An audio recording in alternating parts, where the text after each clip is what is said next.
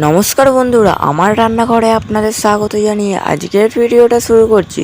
তো আজকে বানাবো পান্তুয়া। তো পান্তুয়া বানানোর জন্য প্রথমত এখানে নিয়ে নিয়েছি 1 বাটি আটা,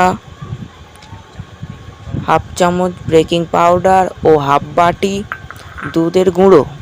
তো এগুলোকে ভালো করে মিশিয়ে নেব।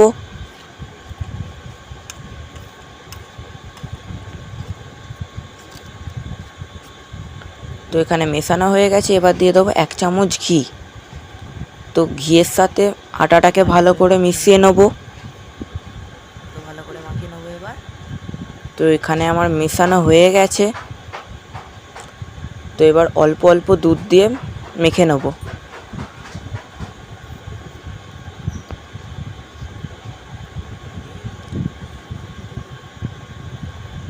অল্প অল্প করে দুধ দিয়ে মাখিয়ে নেবেন।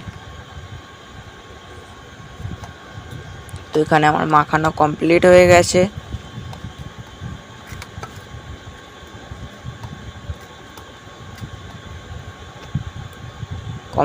এবার কিছুক্ষণের জন্য চাপা দিয়ে দেবো। তো ততক্ষণ চিনির রসটা বানিয়ে নেবো। ওই জন্য 1 বাটি চিনি ও 2 বাটি জল আর 2টো এলাচ দিয়ে দেবো।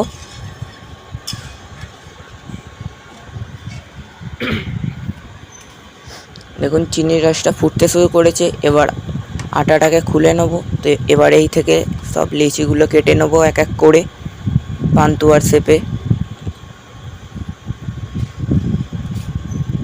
তো এখানে আমার সবগুলো রেডি হয়ে গেছে পান্তুয়ার শেপের লিচিগুলো। তো তেল গরম হয়ে গেছে, এবার এক এক করে ছেড়ে দেবো। তো এরকম নেড়ে চেড়ে ভালো করে ভেজে নিতে হবে। লাল লাল ভাজা হয়ে গেলে তুললে রসে দিয়ে দেবেন গরম গরম।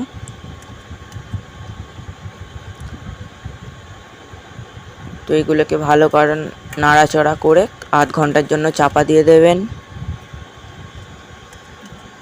তারপর 1/2 ঘন্টা হয়ে যেতে একটু নেড়ে চেড়ে পরিবেশন করে দিন গরম গরম পান্তুয়া।